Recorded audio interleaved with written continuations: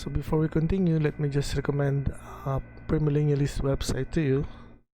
Just type www.psquare.org/KOG, and don't forget another backslash.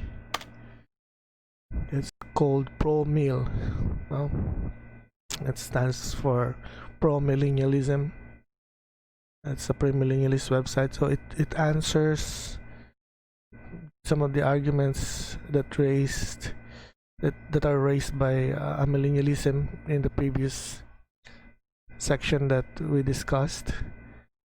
Just go to polemic, and then kikita nyo rito yung hermeneutic na ginagamit ng amillennialism. They're using recapitulation hermeneutics, wherein yung Revelation 19 and 20, according to their hermeneutic, is recapitulation. Ibig sabihin parallel, na uulit. But another way of presenting, but with additional information, presenting the same scene or same event, but it actually disrespects the author's intent. So we're explaining what this website is explaining is John saw a series of vision in sequence, and many of those visions are coming in succession. Yes, they are progressive, but they are showing events that are happening in sequence, not in parallel. So these are some example or exegetical warrant for saying that. So then I saw, then I looked, then I saw. So he is seeing a sequence of visions, right? So ganun din sa, so you cannot say yung Armageddon is the same as the Gog and Magog. You cannot say yung first resurrection is the same as the second resurrection, or you cannot say yung nangyari sa chapter 19 or chapter 20 is repeated in the following chapter. For example, yung sequence na yun is in a succession and in progression. Example niya sa Revelation 19, Jesus is coming, no? Jesus dumating si Jesus.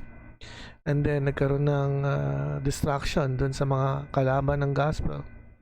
And then the kingdom, nagkaroon ng resurrection, and those who were raised, they reign with Christ for 1,000 years. Then after that, after 1,000 years is finished, the rest of the dead were raised, and they were judged in a great white throne judgment. And then after that, then you saw a new heaven and new earth. So hindi siya maaring recapitulation dahil meron siyang yung sequence ng events is explicitly indicated in the text.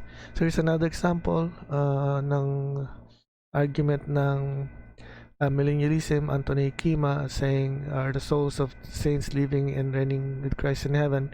This website is addressing that.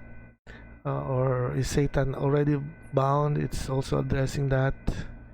And is the kingdom of God already in our midst?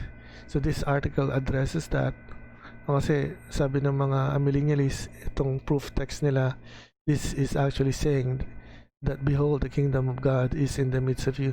But actually this article is showing the context of the book of Luke.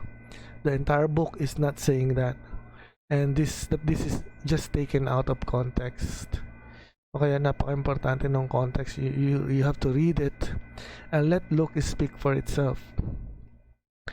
No, ang sinasabi dito sa article na to, ang sinasabi dito is first, nakakapagpagaling sila, at kapag nakakapagpagaling sila, the kingdom is near. Ibig sabihin, hindi nandun na but it's near you. Kasi andun na yung king malapit na And then also dun sa verse 2 ng chapter 11, ang prayer nila is for the kingdom to come. So how can you say the kingdom is in the midst kung pagpe-pray pa nila? And also there's a parable, no? The parable is explicit in saying it's a parable that intends to correct the thinking that the kingdom of God was to appear immediately. It's actually correcting that. No, alam na ni Jesus na the kingdom is not about to appear immediately. So he gave this parable to prepare them in case the kingdom tarries, and it will tarry. And so on. Mababasa natin yan dito. Alright, so again, another article.